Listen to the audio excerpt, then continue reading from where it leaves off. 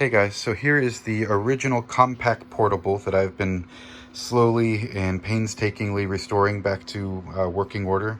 It was in pretty good shape when I bought it a few weeks ago. It was barely used for 6 months or a year back in 1983 or 4, and then it got packed away until I bought it recently.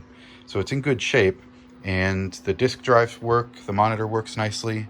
I've also given it a nice clean out inside. It has the original floppy board and display board, and then also an AST board that adds a real-time clock and some extra memory. And I've also installed a TechSelect compact flash board that lets me use that as a hard drive, so it's coming along.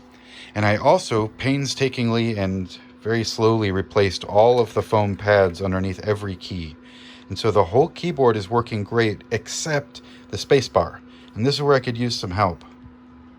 When I hit the space bar, either nothing happens at all, or the spaces just keep running off the end of the screen. And I have replaced the foam pad a couple of times. I don't think it's a foam pad problem, at least I don't think so. It just feels mushy and gross when I hit it. I know that the spacebar uses a different spring than the rest of the keys, and I was very careful to ensure that it's the same spring that it was originally using. I'm just not sure what I'm doing wrong here, so if you guys have any ideas, I could really use some feedback. Thanks.